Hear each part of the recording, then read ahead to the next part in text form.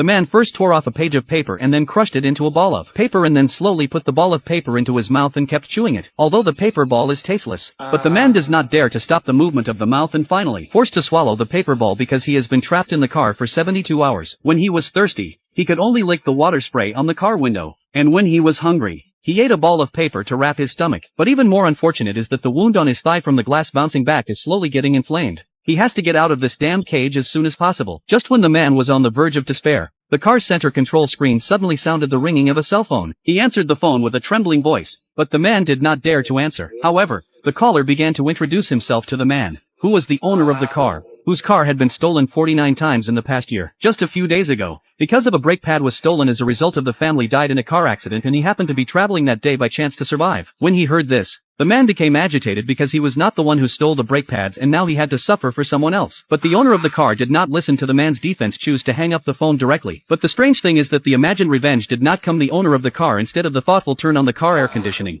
The man was overjoyed and did not think twice before he put his face close to the air vents and greedily enjoyed the cold air. But the good times did not last long. The man soon realized the abnormality when the air conditioning speed was suddenly automatically adjusted to the maximum. The man hurriedly turned the adjustment button, but the display did not move. Then he tried to close the air vents, but found a desperate scene. All the air vents are firmly nailed by the owner of the car, no matter how hard he tried, but could not be closed. Just when the man was anxious, he found an even more horrifying scene, only to see the temperature of the air conditioning began to drop sharply and uncontrollably, and soon the man was freezing and shivering. In order to survive, he had no choice but to endure the pain and take off the clothes on the wound and then quickly put on the body. Then he tore off his jeans and bandaged the wound again, then took the footrest and covered the front air vents, and finally blocked all the air vents on the roof of the car with newspaper. But even so, the man was still shivering from the cold and before long he was huddled in the back with his lips purple from the cold and his face beginning to pale. The man thought he was going to freeze to death. But then the air conditioning suddenly turned off and the phone rang inside the car.